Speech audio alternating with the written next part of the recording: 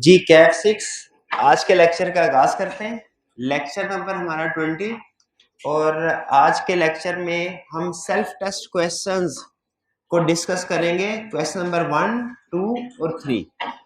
Format से मेरा ख्याल है आप लोग बखूबी वाकिफ होंगे कि हमने इन्वेस्टमेंट अप्रेजल के लिए कौन सा फॉर्मेट यूज करते हैं और फिगर्स को किस जगह पे पुट करना है, ये भी आप इसके साथ कंफर्टेबल होंगे। लेकिन फिगर्स की कैलकुलेशन क्या होगी, इस पे हमें थोड़ी प्रैक्टिस चाहिए और उनका ट्रीटमेंट। तो आज के लेक्चर में हमारी कोशिश होगी कि ज्यादा से ज्यादा क्वेश्चंस को डिस्कस करें। तो बजाय ये कि क्वेश्चंस को मैं आपके साथ यहाँ पे पूरा सॉल्व करूं, मैं आपके साथ क्वेश्चंस को डिस्कस करता जाता हूं। उनके जो ट्रीटमेंट होंगे वो डिस्कस करेंगे हम, प्लस उनकी कैलकुलेशन को डिस्कस करेंगे। ठीक है, कोई प्रॉब्लम तो नहीं है। आपने साथ साथ कैलकुलेटर आपके पास होना चाहिए और आपने कैलकुलेशन साथ साथ करते जाने में, ठीक है, ताकि मुझे तसल्ली हो जाए कि कैलकुलेशन आपने कर लिया। और फिर हम ट्रीटमेंट भी डिस्कस करेंगे कि इस कैलकुलेटेड अमाउंट ने हमारी कैश फ्लो में कहाँ पे शो होना है। इससे फायदा ये होगा कि हम कम वक्त में ज्यादा क्वेश्चन जो है वो डिस्कस कर लेंगे। बाकी आप घर जाके क्वेश्चंस को एक कंप्लीट प्रेजेंटेबल फॉर्म में, असाइनमेंट तो आपको दी हुई है, असाइनमेंट की शक्ल में आप करके ले आइएगा मंडे को। स्टार्ट करें जी।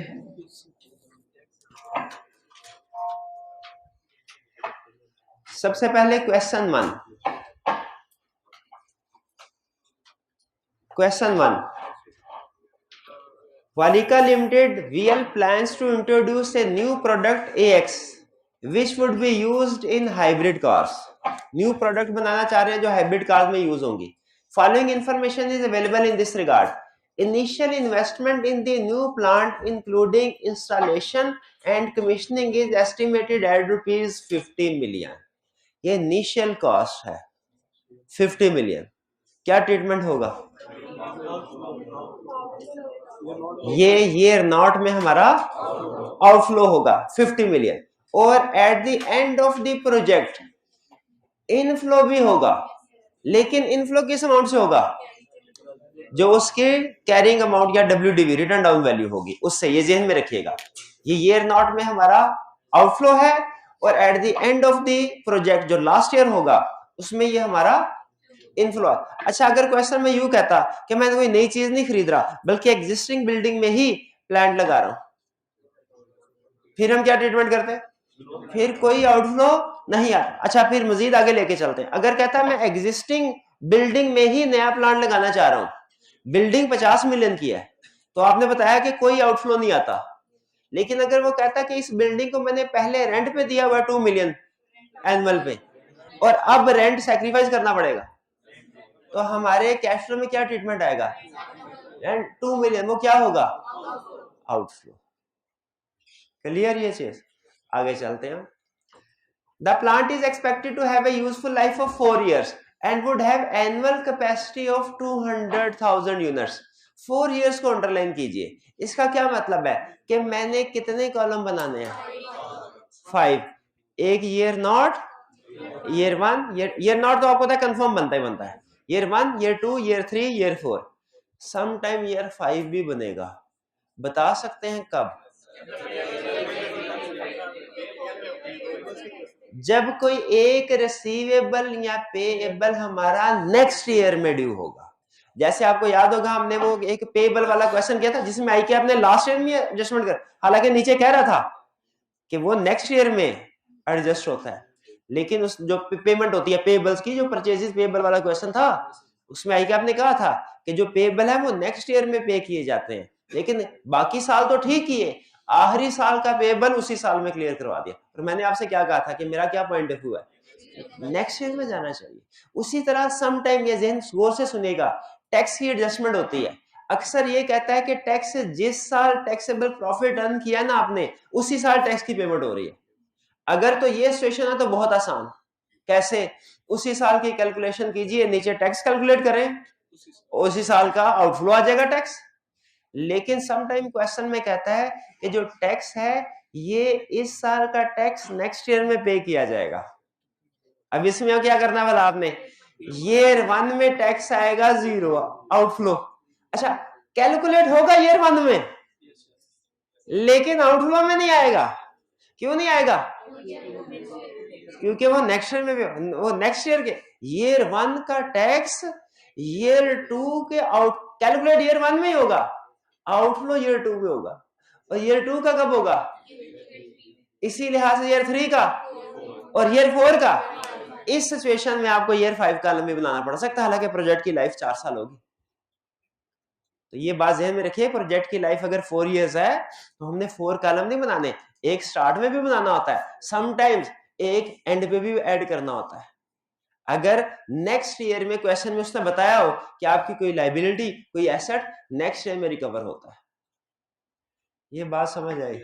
अच्छा, स्टूडेंट ने क्वेश्चन पूछा क्लास के स्टार्ट में, उन्होंने कहा सर मुझे बताइए कि हम ऊपर जब टैक्स का ट्रीटमेंट आता है, हम एक ऊपर फॉर्मेट बनाते हैं और एक एग्जैक्टली उसके नीचे फॉर्मेट बनाते हैं।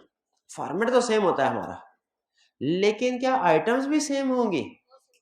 आइटम सेम नहीं हो। हाँ, सेल सेम है, कॉस्ट सेम है, वेरिएबल कॉस्ट बिल्कुल सेम, फिक्स कॉस्ट भी सेम, लेकिन सबसे बड़ा फर्क किस चीज का आएगा? डेप्रिसिएशन का। यानी जो हमारा ऊपर वाला फॉर्मेट होता है उस पे डेप्रिसिएशन नहीं आती, और नीचे वाले फॉर्मेट में डेप्रिसिएशन आएगी। और ये नीचे वाले डेप्रिसिएशन कौन सी होगी? जो टैक्स वाली है। बाज का काउंटिंग और टैक्स में फर्क होता है, तो नीचे जो फॉर्मेट टैक्स की कैलकुलेशन के लिए यूज कर रहे हैं उसमें कौन सी वाली डेप्रिसिएशन आएगी, ये जहन में रखिएगा। और सोल्यूशन देखते हुए आपको अक्सर आप ये देखेंगे, बल्कि जितना मैंने देखा तकरीबन हर यही फॉलो करते हैं बहुत से, कि मेन जो हमारे कैश फ्लोस होती है ना जिसमें कैलकुलेशन कर, उसी में टैक्स की कैलकुलेशन कर देते हैं। वो आपका क्वेश्चन बहुत कॉम्प्लेक्स हो जाता है। एक दफा डेप्रिसिएशन लेस कर रहे होंगे, फिर ऐड बैक कर रहे होंगे, फिर पता नहीं चला ऐड करते हुए किस किस को छोड़ना है, किस किस को पिक करना है एंड पे। वो क्वेश्चन बिला वजह कॉम्प्लेक्स हो जाता है। आपने कभी ऐसा नहीं करना, बल्कि क्या करना है, नीचे टैक्स की थोड़ी सी लेंथ ही जरूर होगी है मुझे पता है, लेकिन आपका क्वेश्चन बहुत आसान हो जाएगा। ठीक है, चलिए ये बात समझ आ गई। 4 साल है तो बाजू का 5वां साल भी है, ये आपने खुद नोट, और ये चीजें लिख ले, ये अब डिफरेंट क्वेश्चन में वो आपसे टेस्ट करेगा। कह रहा है and would have annual capacity of 200,000, और उसकी एनुअल कैपेसिटी होगी 200। ये एनुअल कैपेसिटी क्या होती है? अगर प्रोडक्ट की डिमांड 1.5 लाख है तो पूरी होगी, 2 लाख है तो पूरी होगी, 2.5 लाख है तो नहीं होगी। क्यों? कैपेसिटी ही आपकी 2 लाख, कैपेसिटी ही 2 लाख। ये जेन में रखिए, ये हमारी मैक्सिमम लिमिट है जो प्रोड्यूस कर सकते हैं, इसको जेन में रखिएगा। The demand of AX for the first year is expected to be 180,000 units which would increase by 10% per annum in year 2 and 3. However, in year 4 the demand is expected to decline by 10%. अब मुझे बताइए, calculator आपके सामने है, year 1 में demand कितनी है? 180। Year 2 में कैलकुलेट करके बताएं, ईयर 2 में कितनी होगी? और प्रोडक्शन कितनी करेंगे हम? 198। ईयर 3 में कितनी प्रोडक्शन होगी? 2 लाख कैसे आता है भाई? ये 198,000 मल्टीप्लाइड बाय 1.1। ईयर 3 में तो 2,17,800 आ रहा है, तो 2,17,800 आना चाहिए ना सेल्स। भाई डिमांड ज्यादा है तो क्या हुआ, आपकी कैपेसिटी तो 2 लाख ही है ना। इसका मतलब ये हुआ कि 2,17,000 अगर आपकी डिमांड है भी, आप ये मीट नहीं कर सकते। कितनी मीट कर सकते हैं? 2 लाख की। तो ईयर 3 में कितनी सेल्स आएगी क्वांटिटी? 2 लाख की। 2 लाख यूनिट्स है ना ये। हाँ, मैंने आपको कहा हुआ सेल्स में खास तौर पे यूनिट है कि सेल्स रेवेन्यू रुपी, ये ध्यान रखना है, ये लिखा है ये पॉइंट कि ध्यान रखना है। आपके बहुत से क्वेश्चन गलत होंगे अगर आप ये सेल्स और सेल्स क्वांटिटी, सेल्स रेवेन्यू का ध्यान नहीं रखेंगे। तो 180, तो ईयर 3 में हमारी डिमांड 2,17,800 है, लेकिन हमारी सेल्स कितने यूनिट्स आएगी? 2 लाख यूनिट्स आएंगी। इसको प्राइस से मल्टीप्लाई करके कैश फ्लो निकालना है। और ईयर 3 में क्या कह रहा है कि 10% डिक्लाइन। अच्छा, 10% डिक्लाइन 2 लाख का डिक्लाइन होगा कि 2,17,800 का? हाँ, जो टोटल जो पिछले साल की डिमांड है उसके लिहाज से डिक्लाइन आएगा ना। इसका मल्टीप्लाई बाय 0.9 कर दिया मैंने, 196020, ये हमारे ईयर 4 के यूनिट्स टू बी सोल्ड है। मुझे बताइए ये सारी फिगर्स जो बोल रहा हूं आप कैलकुलेट कर रहे हैं, पहुंच गया सारी फिगर्स के ऊपर? समझ आ रही है आपको? आगे चलते हैं। कह रहा है the contribution margin, contribution margin को अंडरलाइन करें। कंट्रीब्यूशन मार्जिन क्या होता है वाला? सेल माइनस वेरिएबल कॉस्ट को कहते हैं contribution. Sales minus variable cost को क्या कहते हैं? कंट्रीब्यूशन। ठीक है, कंट्रीब्यूशन। और इसका भी ध्यान रखना है, नॉर्मली ये भी पर यूनिट में होती है, कंट्रीब्यूशन भी यूनिट में होती है। इसका मतलब टोटल कंट्रीब्यूशन कैलकुलेट करने के लिए आपको मल्टीप्लाई करना पड़ेगा। Contribution margin for the first year is estimated at ₹100 per unit which is expected to increase by 5% each year। यानी पहले साल की कंट्रीब्यूशन कितनी है पर यूनिट? 100 है ना? और दूसरे साल की कितनी होगी? तीसरे साल की 110। गलत। जब हम इंक्रीज करते हैं ना, ये जहन में रखिएगा, तो इंक्रीज आपने बेस ईयर से नहीं करना होता, पिछले साल से इंक्रीज करना है। यानी अगर फर्ज कीजिए, ठीक है, वो ये कहता है ईयर 1 में है 100, 5% इंक्रीज हुआ ईयर 2 में, ये ईयर 1 है, ईयर 2 में 5%, वो कितना हो गया? 105। ईयर 3 में भी 5% इंक्रीज हुआ। तो मुझे बताइए ईयर 3 का 5% इंक्रीज इस 100 पे लेना है कि इस 100 पे? ये इस वाली फिगर पे, ईयर 1 की फिगर पे कि ईयर 2 की फिगर पे? ईयर 2 की फिगर पे, ईयर 2 की फिगर पे। ठीक है, हाँ। इसको आप क्या कहते थे स्टैट में? चेन बेस मेथड शायद कैलकुलेट करते थे हम, इंडेक्स नंबर चेन बेस, यानी प्रीवियस ईयर को बेस बना के आगे चलना है। फिर ईयर 4 में किसको बेस बना के 5%? ईयर 3 को, ईयर 3 को। तो अब इसका मतलब है ईयर 1 में कंट्रीब्यूशन पर यूनिट कितनी है? 100। और टोटल कंट्रीब्यूशन कितनी हुई? 100 को मल्टीप्लाई करना है 180,000 से। अच्छा, अब यहां पे बताइए ईयर 2 में कंट्रीब्यूशन पर यूनिट कितनी है? बड़े एहतियात से कैलकुलेशन करना है। 100 मल्टीप्लाइड बाय 1.0, 105। ईयर 2 में कंट्रीब्यूशन पर यूनिट कितनी? 105। और ईयर 2 में टोटल कंट्रीब्यूशन कितनी? 105 को मल्टीप्लाई कर दें, ईयर 2 के यूनिट्स थे, ये यूनिट्स हमने लादा कैलकुलेट कर लिए हमें, वो कितने थे? 198,000। शाबाश भाई, हो गई। कैलकुलेशन करने की जरूरत तो नहीं है, समझ आ रही है? समझ आ रही? एंड वाले भाईजान समझ आ रही जो मैं बोल रहा हूं? चलिए आगे चलते हैं।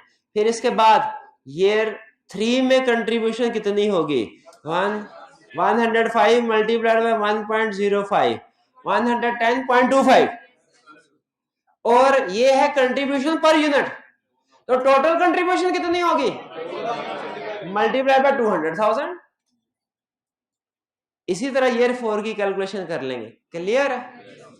ठीक, कंसेप्ट क्लियर है? कैलकुलेट, मैं आपको कंसेप्ट भी समझा रहा हूं, कैलकुलेशन भी घर जाके लिख लेंगे, पक्की बात है। अच्छा आगे चलते हैं। कह रहा the new plant would be installed at एलवीज premises which are presently rented out at ₹1.8 million per annum. वो कह रहा है जो न्यू प्लांट हम खरीद रहे हैं ना, ये जिस बिल्डिंग में इंस्टॉल किया जाएगा वो रेंट आउट की हुई है, किस हिसाब से? 1.8 million। अच्छा पहले यहां तक रुक के स्टेप बाय स्टेप चल। इसमें सबसे अहम एडजस्टमेंट यही है, अगर यहीं तक क्वेश्चन हो, हम क्या करते हैं? 1.8 मिलियन हमारा आउटफ्लो है ईयर 1 का, ईयर 2 का, ईयर 3 का, ईयर 4 का। अच्छा मुझे एक चीज बताइए, हमारी इन्वेस्टमेंट अप्रेजल में अजम्पशन क्या होती है कि वैसे तो कैश फ्लो पहले साल के 1 जनवरी से लेके 31 दिसंबर तक अकर होते रहते हैं, हमारी अजम्पशन क्या होती है? Eight the end of year. अच्छा मुझे ये बताइए काउंटिंग के कंसेप्ट को भी ध्यान में लाके के स्टार्ट ऑफ द ईयर 2 ये क्या है? End of year 1। Start of year 3 ये क्या है? अच्छा, और स्टार्ट ऑफ ईयर 1 क्या है? स्टार्ट ऑफ ईयर 1 क्या है? Year nought. ईयर नॉट, इसका मतलब ये है, अगर आप कहें कि ईयर 1 के एंड पे कोई आउटफ्लो होगा, वो ईयर 1 में आएगा, और अगर आप कहें ईयर 1 के स्टार्ट में कोई आउटफ्लो होगा, वो ईयर नॉट में आएगा। ये बात समझ आ रही है आपको? यहाँ पे पहले नहीं है बात, अब वो क्वेश्चन को आगे लेके गया, पहले सिर्फ रेंट की बात करता था, अब क्या कह रहा है कि रेंट जो आप रिसीव करते हैं वो करते हैं इन एडवांस। इन एडवांस, तो इसका मतलब है 4 साल का प्रोजेक्ट है, रेंट 4 ही आएंगे, रेंट 4 ही आएंगे, रेंट 4 साल में 5 नहीं हो जाएंगे, 4 ही आएंगे।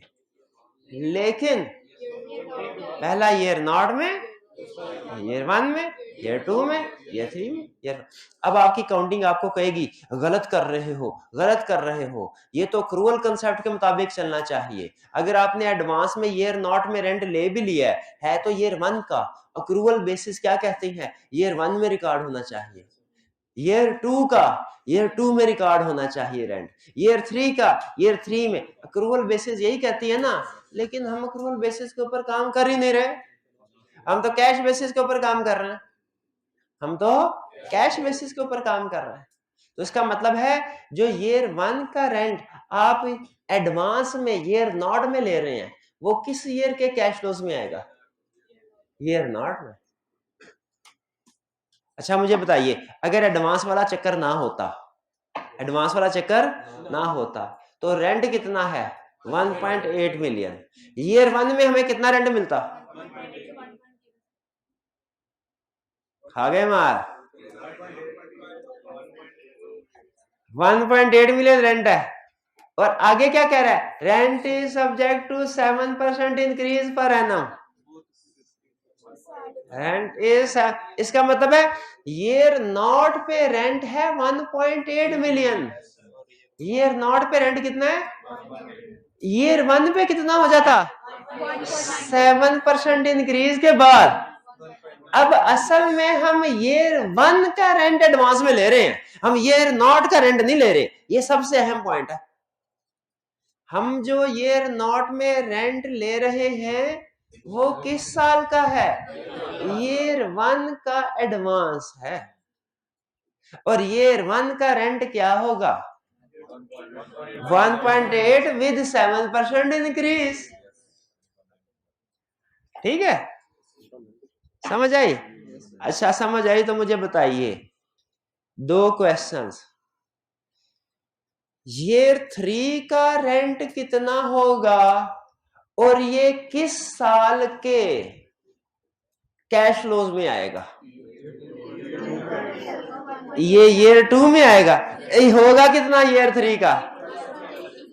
1.8 है अभी का, आज का, मल्टीप्लाइड बाय 1.07 ईयर 1 का है, मल्टीप्लाइड बाय 1.07 ईयर 2 का है, मल्टीप्लाइड बाय 1.07 ईयर 3 का, यह है 2.205। ये है ईयर 3 का रेंट, लेकिन चूंकि एडवांस में ले रहे हैं ईयर 2 के कैश फ्लोज में आएगा। देखिए चेक करें, जिनके पास बुक है उधर ही डाला उसने।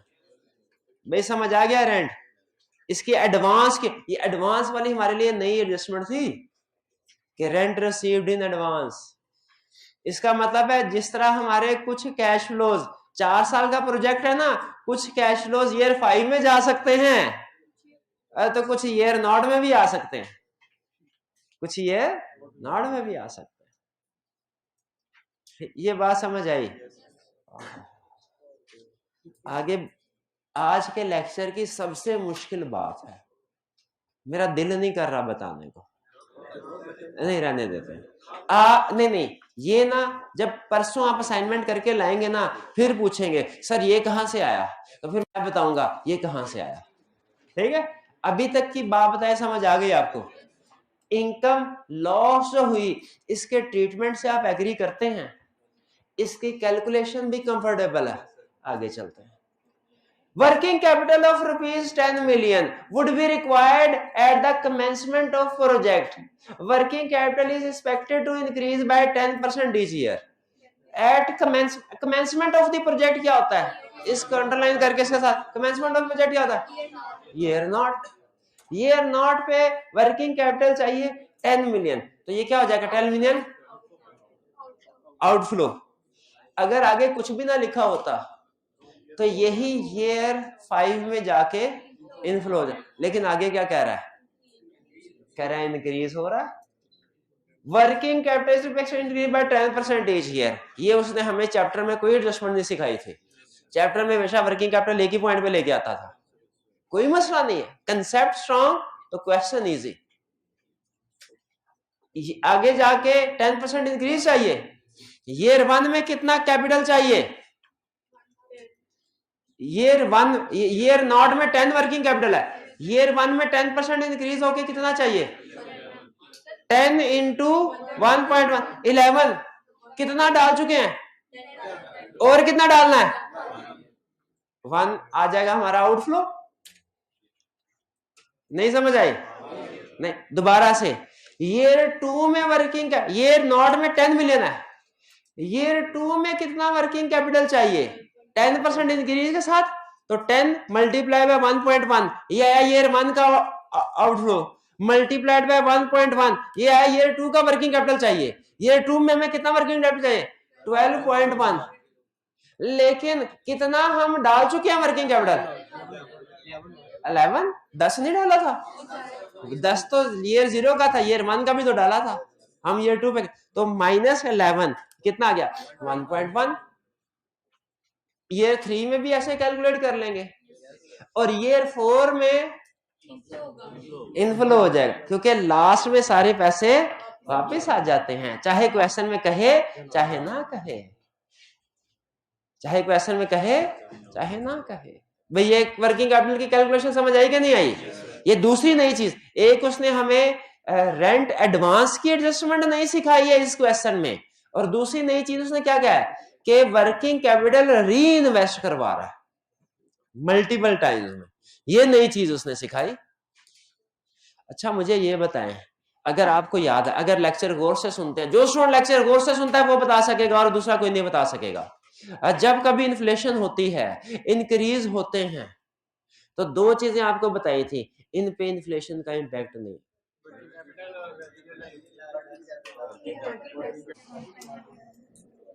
भाई वर्किंग कैपिटल समझ आ गया ना आपको, कैसे आगे चलते हैं. The new plant would be depreciated at the rate of 25% under reducing balance method. Reducing balance method तो पता ना आपको. Tax depreciation is to be calculated on the same basis. यानी ये टैक्स की अकाउंटिंग की तो हम कंसीडर ही नहीं करते ना, हमें तो टैक्स की चाहिए होती है. ये टैक्स की डेप्रिसिएशन हमें किस लिए चाहिए, टैक्स कैलकुलेट करने के लिए. ठीक है. Residual value of plant at the end of useful life is expected to be equal to carrying value. फिर से पढ़िए इसको, कह रहा है residual value equal to carrying value. Residual यानी जितनी कैरिंग वैल्यू है उतने का ही एसेट बिकेगा, जितनी कैरिंग वैल्यू है उतने का ही एसेट बिकेगा. इसका मतलब है डिस्पोजल पे ना गेन ना लॉस. क्या डिस्पोजल, हाँ डिस्पोजल होगी ईयर 4 पे. अच्छा पहले तो मुझे ये बताइए, ईयर 4 पे इसकी कैरिंग क्या होगी, WDV रिटर्न डाउन वैल्यू. मैं भी कैलकुलेट करता हूं, आप भी कैलकुलेट करें. न्यू प्लांट है 50 मिलियन का, डेप्रिसिएशन 25% है, 4 साल होंगे, 50 मल्टीप्लाइड बाय 0.75 एक दफा, क्योंकि मैं डेप्रिसिएशन कैलकुलेट नहीं कर रहा, मैं तो WDV कैलकुलेट कर रहा हूं. डेप्रिसिएशन कैलकुलेट करता तो 50 को 0.25 से मल्टीप्लाई करता, मैं तो WDV कैलकुलेट कर रहा हूं, तो मैंने 50 को 0.75 से मल्टीप्लाई किया, क्योंकि ये WDV होगी. ये ईयर 1 की WDV, फिर 0.75 से मल्टीप्लाई किया, ईयर 2 की WDV, फिर 75 से मल्टीप्लाई किया, ईयर 3 की WDV, फिर 0.75 से मल्टीप्लाई, ईयर 4 की WDV 15.82.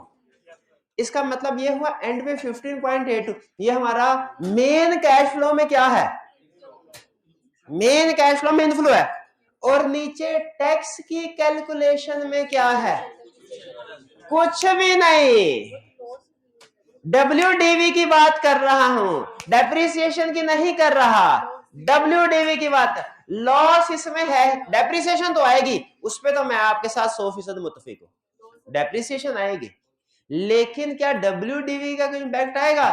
WDV का इंपैक्ट उस वक्त आता है जब रेजिडुअल वैल्यू और सेल प्राइस में फर्क, जब WDV में और रेजिडुअल वैल्यू में फर्क, तब आता है ना लॉस या गेन, और उसे टैक्स वाले पार्ट में शो करवाते हैं।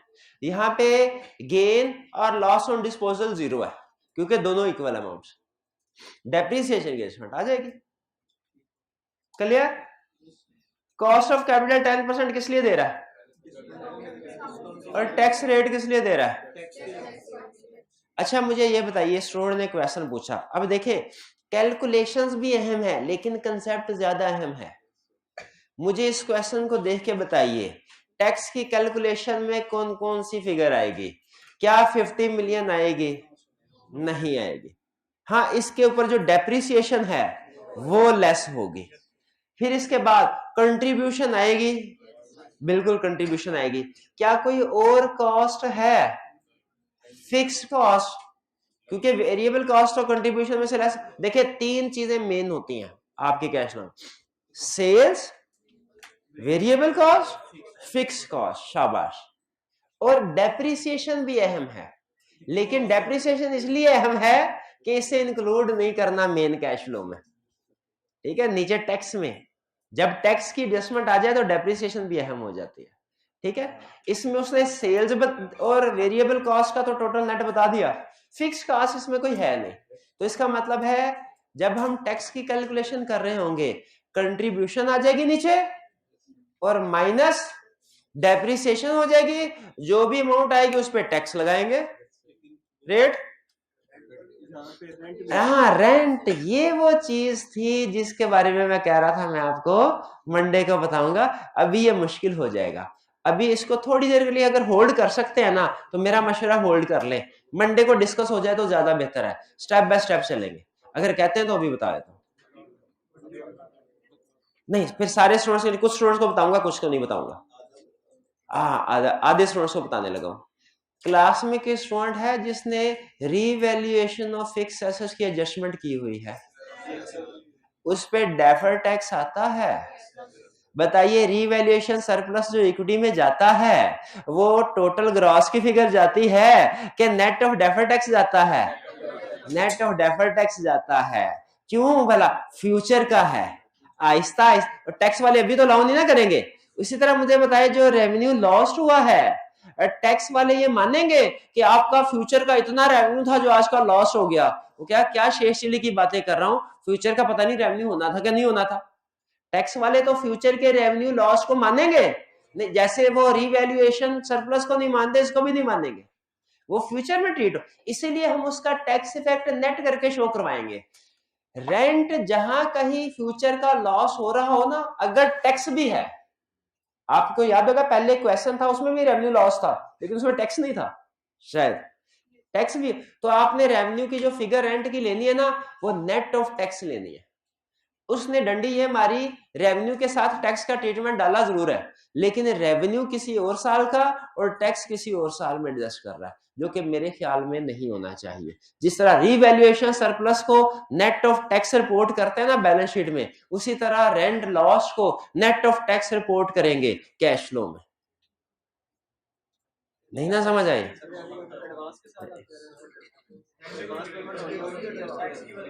नहीं अजी, टैक्स की वर्किंग वो लाता है, इसका टैक्स की वर्किंग से ताल्लुक ही नहीं है। ये रेंट लॉस जो है ये हमारी मेन टैक्स की वर्किंग को इफेक्ट नहीं करेगा। मेन टैक्स की कैलकुलेशन कैसे होगी भला? कंट्रीब्यूशन माइनस डेप्रिसिएशन, जो प्रॉफिट आए रेट लगाओ, मेन ये है। मैं तो ये कह रहा हूं जो ऊपर आपका रेवेन्यू लॉस शो करवा रहा है ना, वो किधर है 1.8, हाँ इसको आपने नेट ऑफ टैक्स रिपोर्ट करना है। बस मैं एक ही लाइन में आपको बता रहा हूं, यानी इसका मतलब ये हुआ कि आप 1.8 है ना,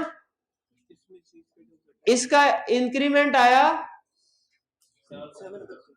1.07, ये 1.926। आपने इसकी बजाय इसको नेट ऑफ टैक्स 30% टैक्स है 0.7 1.3482 ये शो करवाना बस।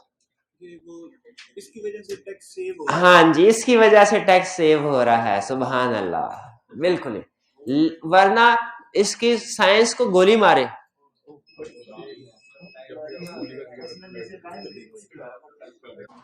जी, तो क्लियर हो गया। ये नेट पर कैलकुलेशन कर लेंगे, सारी चीजें हमने डिस्कस कर ली, कैलकुलेशन भी कर ली। अब चलते हैं अगले नेक्स्ट क्वेश्चन की तरफ। Year 2, Diamond Investment Limited is considering to set a plant for production of a single product X49. The details relating to the investment are as under. The cost of plant amounting to rupees 160 million would be payable in advance. In advance का मतलब क्या है? Year naught में. It includes installation and commissioning of the plant. तो year naught में क्या हो गया? 160 outflow. लेकिन भूलना नहीं इसकी रेजिडुअल वैल्यू WDV एंड पे, ठीक है, वो भूलनी नहीं आपने। क्या कह रहा है फिर इसके बाद, वो जब आगे डेप्रिसिएशन वाला बताएगा उसके बाद ही हम करेंगे इसको। Working capital of 20 million would be required at the commencement of the commercial operations. Commercial operation तो ईयर नॉट से स्टार्ट हो जाएंगे ना, ठीक है। तो ये 20 million क्या आएगा हमारा ईयर नॉट में, और फिर साथ ही साथ end of the year inflow भी। DIL intends to sell X49 at cost plus 25%. Cost does not include depreciation, ठीक है, cost plus 25% है। इसका मतलब है वेरिएबल कॉस्ट भी शामिल है, फिक्स कॉस्ट भी शामिल है, डेप्रिसिएशन शामिल नहीं है। Sales for the first year are estimated at 300 million. Sales quantity would increase at 6% per annum.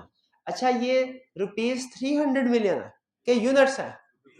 Rupees है। इसका मतलब है ईयर 1 की सेल्स कितनी है 300 मिलियन, तो ईयर 2 में क्वांटिटी कितनी इंक्रीज होगी 6%। तो ईयर अगर प्राइस फिक्स हो, आपको पता है जो सेल्स होती है ना, सेल्स, ये सेल्स, ये तो आपको मुझसे ज्यादा पता होगा। सेल्स होती है क्वांटिटी मल्टीप्लाइड बाय रेट, और ये होती है सेल्स। सेल्स ये होगी अगर 300 मिलियन है ईयर 1 में 300 मिलियन, और आगे चल के आप इसमें क्वांटिटी को वो कह रहा है क्वांटिटी कितने से इंक्रीज होगी 6%।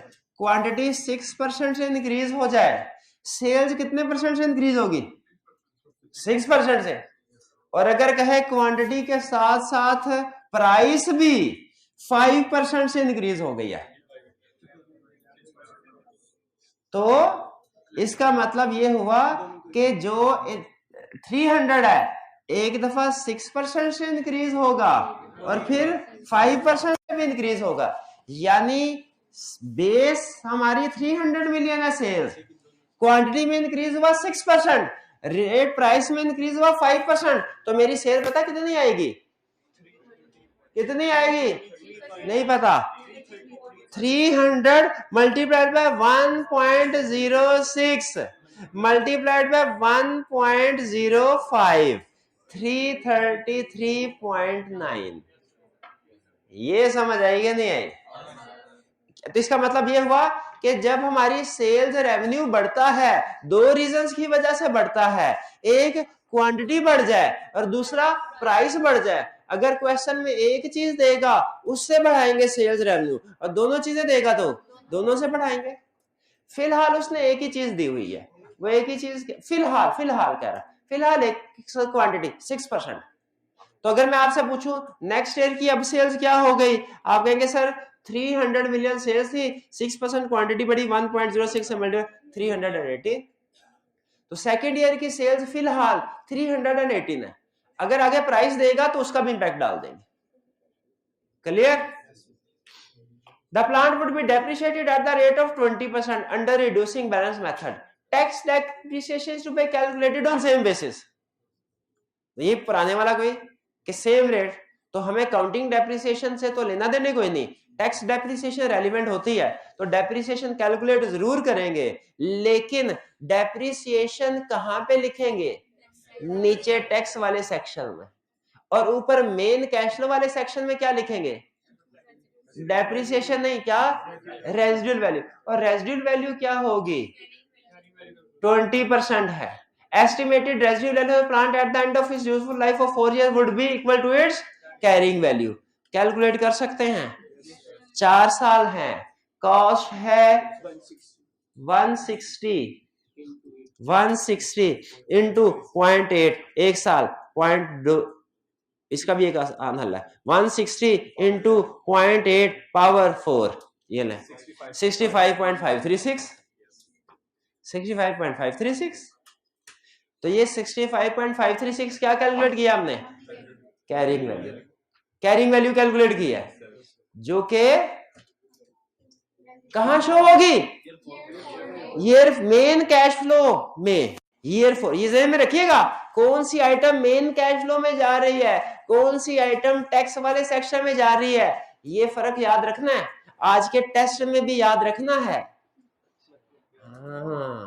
आज के टेस्ट में भी याद रखना है कि कौन सी item main cash flow section में जा रही है और कौन सी टैक्स वाले सेक्शन में जा रही है। भाई ये क्लियर हो गया? इसमें WDV हम लेंगे उधर मेन में, डेप्रिसिएशन लेंगे नीचे टैक्स में। Tax rate is 34% and tax is payable in the year the liability arises। Tax is payable in the year, liability. शुक्र है क्या हमारा ऊपर वाली लाइन और नीचे वाली लाइन एग्जैक्टली मैच। नीचे जो टैक्स कैलकुलेट होगा वो एग्जैक्टली उसी साल के ऊपर में आउटफ्लो आ रहा होगा। लेकिन अगर वो कहता कि tax is payable in following year,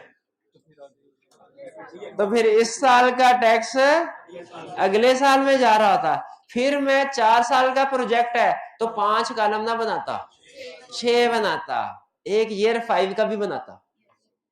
क्यों? टैक्स लायबिलिटी उधर लेके जानी थी। भाई समझ आ रही क्या नहीं आ रही? अच्छा, टैक्स रेट इज 34%, रेट लगा लेंगे जो भी है। DIL's cost of capital is 18%। Cost of all cost and prices are expected to increase at the rate of 5% per annum। अच्छा मुझे ये बताइए, जब उसने कॉस्ट ऑफ कैपिटल 18% दे दिया है, 5% भी दे दिया, ये 5% किस काम का है और 18% किस काम का है?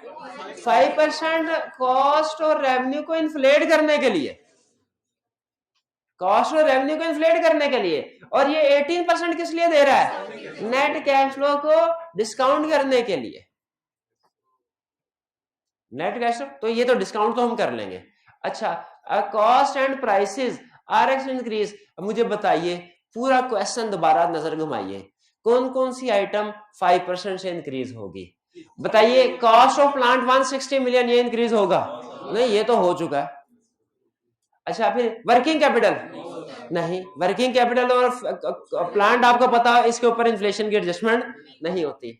फिर इसके बाद cost plus 25%, sales for estimated at 300 million. इस सेल्स पे और इसकी कॉस्ट ऑफ सेल्स पे 5% का इंक्रीमेंट आएगा। इसका मतलब है सेल जब एक साल से दूसरे साल में जा रही है ना, तो एक उसकी क्वांटिटी भी बदल रही है, बढ़ रही है, और दूसरा उसकी कॉस्ट भी बढ़ रही है। जब सेल्स एक साल से दूसरे साल जा रही है, उसकी क्वांटिटी भी बढ़ रही है, उसकी प्राइस भी बढ़ रही है। तो इसका मतलब है अगर ईयर 1 की सेल है कितनी, ईयर 1 की सेल्स कितनी है? 300 मिलियन, तो ईयर 2 की कितनी होगी?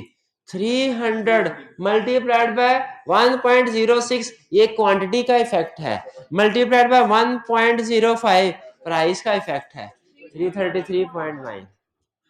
और इससे भी अगले साल की क्या होगी? मल्टीप्लाइड बाय 1.06 क्वांटिटी का इंपैक्ट है, मल्टीप्लाइड बाय 1.05 का प्राइस का इंपैक्ट, कितनी? 371.63।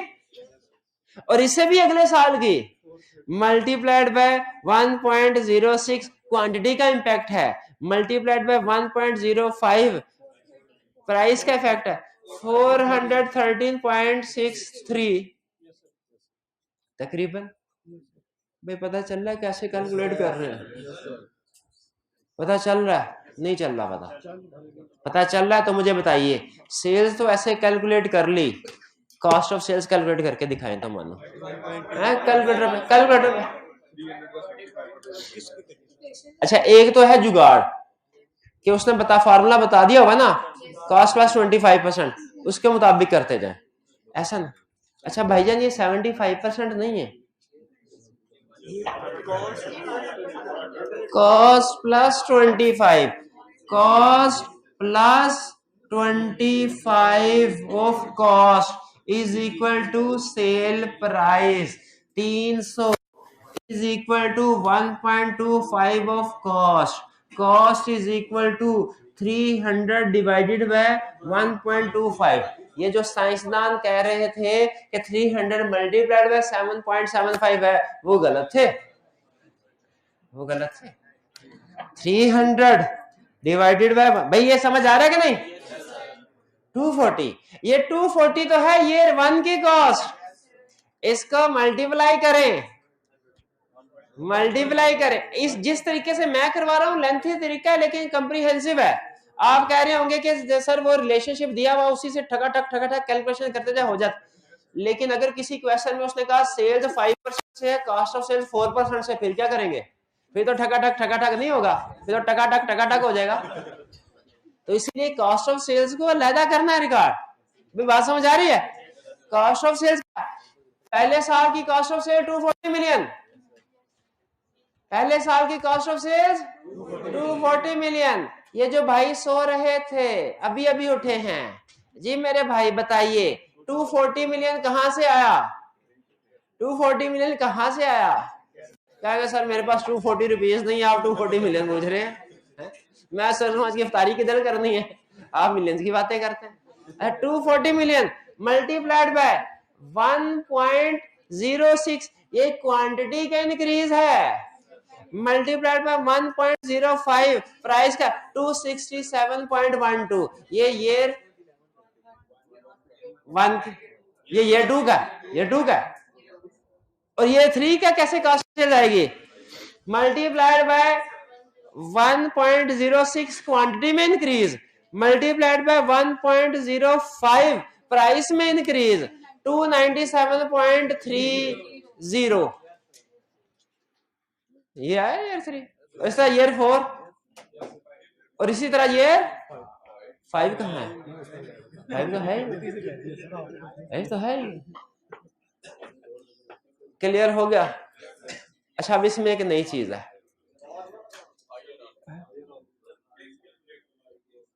इसका टैक्स कैलकुलेट करवा दें, नो प्रॉब्लम। अच्छा पहले क्वेश्चन कंक्लूड कर लूं फिर उसके बाद टैक्स की कैलकुलेशन की तरफ आ जाता। इसमें एक नई चीज, नेट प्रेजेंट वैल्यू तो कैलकुलेट कर लेंगे आप, किस रेट पे? 18%। IRR कैसे कैलकुलेट करेंगे? IRR के लिए आपको एडिशनली एक रेट यूज करना है सिर्फ, क्योंकि 18% यूज कर चुके हैं। 18% पे अगर पॉजिटिव आता है ना तो आप अगला रेट क्या यूज करेंगे? 22%। और अगर 18% पे नेगेटिव आता है तो फिर आप अगला रेट क्या यूज करेंगे? 15%, 14, 16, ये ध्यान में रखिएगा और फार्मूला लगा के कैलकुलेशन कर लेंगे, ठीक है? ध्यान में रखिएगा, एनपीवी कैलकुलेट करने के लिए जो कैश फ्लो यूज कर रहे हैं ना आप, ये एनपीवी कैलकुलेट करने के लिए जो कैश, वही कैश फ्लोज यूज करने हैं आईआरआर के लिए भी। कैश फ्लोज वही है, सिर्फ रेट का फर्क है। क्लियर हुई बात? अच्छा अब भाई ने कहा सर जी ये जरा इसका टैक्स तो कैलकुलेट करवा दें।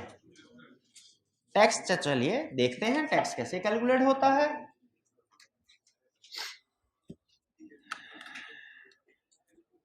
किस साल का? Year 1, year 1। अब ये टैक्स की कैलकुलेशन है, सिर्फ मेन कैश फ्लो नहीं है। टैक्स कैलकुलेशन,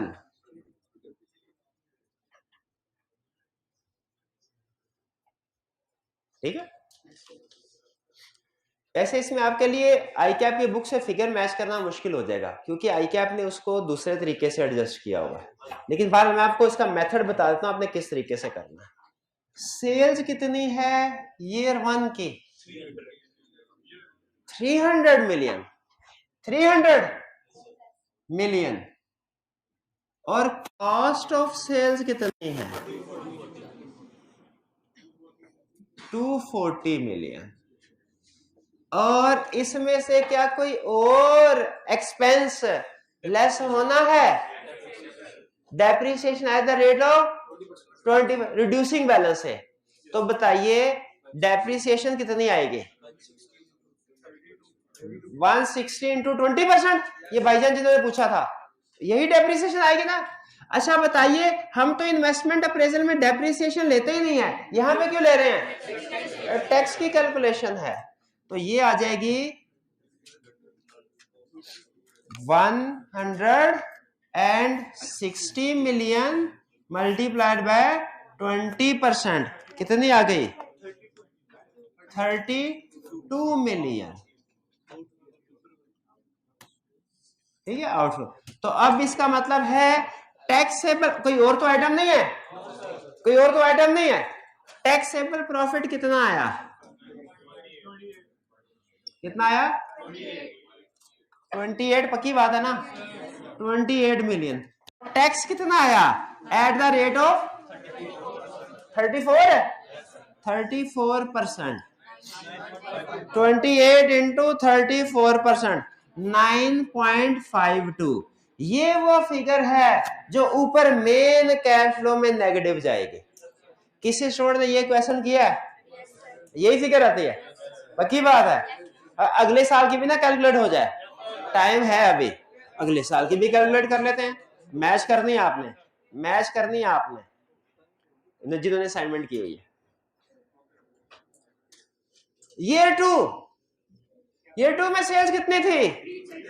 300, नहीं मैं भूल गया, मैं दोबारा करूंगा। 300 मल्टीप्लाई इंक्रीज हुआ क्वांटिटी का 6%, मल्टीप्लाई में इंक्रीज हुआ प्राइस का 5%, 333.9 मिलियन। और कॉस्ट ऑफ सेल्स क्या है? 240 मिलियन मल्टीप्लाई बाय क्वांटिटी का increase 6 million, 6%, multiply by price का इंक्रीज 5%, 267.12। इसको 267.1 कर लेते हैं। डेप्रिसिएशन, डेप्रिसिएशन कितनी है? 160 मिलियन। नहीं, इसकी ये बुक वैल्यू से करते हैं ना। 160 माइनस 32, 128 मिलियन इंटू 20%। भाई ये क्लियर हुआ डेप्रिसिएशन कैसे कैलकुलेट किया भाई? 128 मल्टीप्लाई 0.2, 25.6, 25.6। अगर आप देख लें एक दफा ध्यान से, कोई और आइटम तो नहीं रह गई। अब करते हैं 333.9 माइनस 267.1 माइनस 25.6, ये आया 41.2 मिलियन तकरीबन। Tax at the rate of 34%, multiply 34, 14.008, तो 14 ही कर लेते हैं, 14.01 कर लेते हैं, एग्जैक्ट करना था। ये वाली फिगर है जो आपकी ऊपर कैश फ्लो आउटफ्लो में जाएगी। क्लियर हो गया? कहें तो बाकी भी चेक कर लो, देख ले, पक्की बात है। टाइम को छोड़ने कोई बात नहीं, 2-3 मिनट और लगा के कंसल्ट पक्का होता है तो बुरी बात नहीं। वो क्वेश्चन बहुत अहम क्वेश्चन पूछने लगे हैं जी। अगर आईआरआर का रेट को कंपेयर किससे करेंगे? आईआरआर के रेट को किसी से कंपेयर नहीं करेंगे। अच्छा वो आईआर, वो बेसिकली कॉस्ट ऑफ कैपिटल के साथ करते होते हैं। कॉस्ट ऑफ कैपिटल के साथ करते होते हैं जी। हाँ वो पहले देखिए उसने कहा पहले net present value cost of capital से कर दी हमने, ठीक है। जब आईआरआर कैलकुलेट करते हैं ना तो वो तो एग्जैक्ट वो रेट होता है जो एनपीवी को जीरो कर देता है। आईआरआर वो रेट होता है जो एनपीवी को जीरो कर देता है। तो जब आप ऊपर एनपीवी कैलकुलेट करेंगे तो आपकी कोई ना कोई अमाउंट आएगी पॉजिटिव या नेगेटिव में, तो आपने अब वो रेट कैलकुलेट करना है जो इसको जीरो कर दे। तो अगर एनपीवी पॉजिटिव है तो आपने 18% से हायर रेट यूज करना है, अगर एनपीवी नेगेटिव है तो 18% से लोअर रेट को यूज करना है, ठीक है जी। चलिए ये क्लियर हो गया। अच्छा तीसरा क्वेश्चन भी हल्का सा देख लें। अच्छा चलिए ठीक है, इसमें क्या क्या प्रॉब्लम, चलिए फिर नेक्स्ट लेक्चर में फिर। अच्छा सुन लें, आज का जिसने आज के टेस्ट में पासिंग मार्क्स ले लिए इसका मतलब है उसको इसकी समझ आ गई, और जिसने आज के टेस्ट में 80% मार्क्स ले लिए इसका मतलब है वो इस टॉपिक का गुरु है। जिसने 80% मार्क्स ले लिए आज के टेस्ट में से, ठीक है, और जिसने आज का टेस्ट दिया ही नहीं, हाँ वो समझ ले मैं अब कुछ नहीं कहना चाहता, ठीक है। तो आज का टेस्ट आपने लाजमी देना है। इस टेस्ट से वैल्यूएशन होगी, इस टेस्ट से आपकी भी वैल्यूएशन होनी है, इस टेस्ट से मेरी भी वैल्यूएशन होनी है, ठीक है। तो टेस्ट लाजमी देंगे, पक्की बात है। चलिए आज का लेक्चर यहाँ पे खत्म करते हैं हम। अल्लाह हाफिज।